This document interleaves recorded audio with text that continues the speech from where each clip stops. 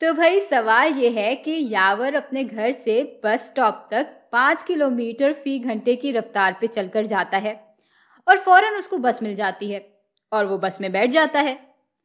वो बस 60 किलोमीटर फी घंटे की रफ्तार से सफर तय कर रही होती है। यावर के घर से स्कूल तक का फासला 35 किलोमीटर के बराबर है और उसका पूरा सफर कुल 1.5 घंटे या 1.5 घंटे का था। अच्छा, अब ये तो काफी सारी मालूमात थी, लेकिन न हमें वो फासला पता है जो कि यावर ने पैदल तय किया और न वो फासला पता है जो कि उसने बस में बैठ के तय किया।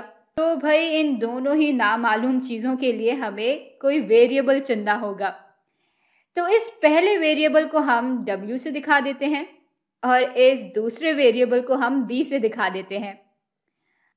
अब भाई इससे पहले कि हम इस सब को मैथमेटिक्स की ज़बान में लिखें, क्यों ना अपनी आसानी के लिए इस लंबी चौड़ी मालूमात को एक तस्वीर से समझने की कोशिश करें।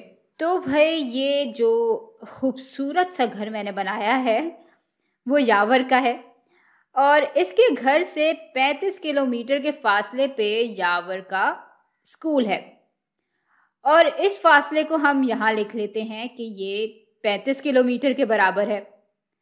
अच्छा, हमें ये भी मालूम है कि यहाँ तक पहुँचने के लिए यावर को कुल 1.5 घंटे लगते हैं। लेकिन भाई यावर मुख्तलिफ ज़रियों से और मुख्तलिफ रफ्तार पे यहाँ तक पहुँचता है। पहले वो घर से बस स्टॉप तक पहुँचा जो कि कुछ यहाँ पे होगा और यहाँ से यहाँ तक के फासले की निशानदही हम कर रहे थे W से और इस बाकी के फासले को यावर ने बस में बैठकर तय किया जिसकी निशानदही हम कर रहे थे B से। तो भाई इससे हमें साफ साफ दिख रहा है कि जब हम पैदल तय किए हुए और बस में तय किए हुए फासले को आपस में जमा करेंगे तो यावर के घर से लेकर स्कूल तक का कुल फासला 35 के बराबर हो जाएगा। तो इसको लिख लेते हैं कि W जमा B बराबर होगा 35 के। अब भाई सिर्फ इस इक्वेशन की मदद से तो शायद हम W और B की इकदार मालूम ना कर सकें, लेकिन हमारे पास और मालूमात भी है जो कि हमें बता रही है कि इस पूरे सफ़र को तय करने में कुल 1.5 घंटे लगे। और भाई अब देखते हैं कि यावर को घर से बस स्टॉप तक पहुंचने के लिए कितना वक्त लगा। तो घर से बस स्टॉप तक का वक्त हम कैसे मालूम कर सकते हैं? भाई यावर के घर से बस स्टॉप तक के फासले को अगर हम उसकी रफ्तार से तकसीम कर दें तो हमें फ़ौरन मालूम हो जाएगा कि उसको कितना वक्त लगा यहाँ तक पहुँचने के लिए। अब यहाँ तक का फासला बराबर है W किलोमीटर के और उसकी रफ्तार बराबर है 5 किलोमीटर फी घंटे के। किलोमीटर और किलोमीटर आपस में कट जाएंगे और फिर वक्त हो जाएगा W बटा 5 घंटे के बराबर और इसको हम यहाँ लिख लेते हैं। अच्छा, अब वही मंतक या लॉजिक लगाकर हम बस में जितना वक्त लगा है वो भी मालूम कर सकते हैं। भाई बस में यावर ने 20 किलोमीटर का सफ़र तय किया है और बस की रफ्तार उस सफ़र में 60 किलोमीटर फी घंटे रही है। तो भाई इस बस के सफ़र में यावर को कुल 20 बटा 60 घंटे लगे होंगे। अच्छा, तो अब हमारे पास लीनियर इक्वेशंस का निज़ाम आ गया है जिसको जब हम हल करेंगे तो हमें W और B की इकदार मालूम हो जाएंगी। अब बात यह है कि इसको हल करने के लिए हमें किसी एक वेरिएबल को तो निज़ाम से निकालना होगा और फिर वक्त मैं चाहती हूँ कि W निकल जाए। तो अगर हम इस नीचे वाली इक्वेशन के दोनों हिस्सों को -5 से ज़रब दे दें तब तो हम W को यहाँ से बिल्कुल एलिमिनेट या ख़त्म कर सकते हैं। चलें फिर ये काम शुरू करते हैं और पहले हम इस इक्वेशन को यहाँ वापस लिख लेते हैं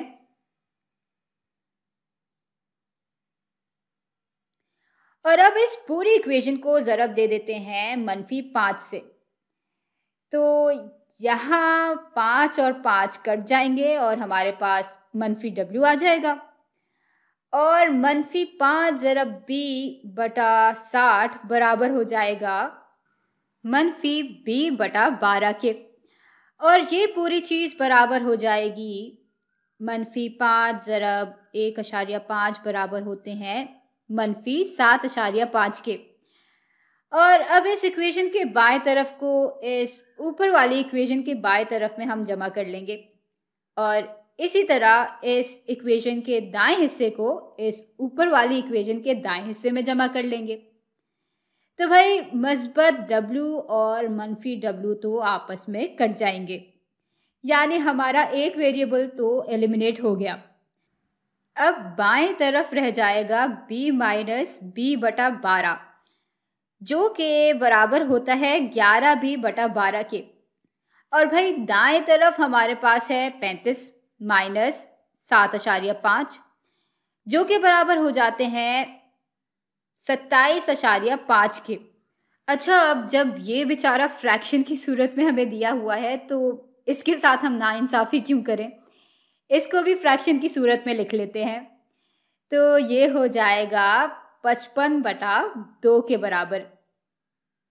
और भाई अब चूंकि हमें b की कदर मालूम करनी है तो इसको हमें अलग करना होगा और उसके लिए हम बस 12/11 से इक्वेशन के दोनों हिस्सों को ज़रब दे देंगे। तो ये और ये कट जाएगा, यहाँ रह जाएगा सिर्फ b और ये बराबर हो जाएगा 55/2 ज़रब 12/11 के। भाई इस पूरी चीज़ को हम मज़ीद हल कर सकते हैं। यहाँ 2 और 12 दोनों ही 2 से तकसीम हो सकते हैं। 2/2 1 के बराबर हो जाता है और 12/2 बराबर हो जाता है 6 के। अच्छा, अब 11 और 55 दोनों ही 11 से तकसीम हो सकते हैं, तो 11/11 हो जाएंगे 1 के बराबर, जबकि 55/11 बराबर हो जाएंगे 5 के बराबर। और 5 ज़रब 6 बराबर हो जाते हैं 30 के, यानी b जो है वो बराबर है 30 के। तो यावर ने 30 किलोमीटर का फासला बस में तय कर लिया और अब हम इस कदर की मदद से मालूम कर लेते हैं कि उसने पैदल कितना फासला तय किया होगा। तो अगर b बराबर है 30 के तो w बराबर होगा 35 माइनस 30, यानी 5 किलोमीटर के। और भाई इस तरह हमारा सवाल मुकम्मल तौर पर हल हो चुका है।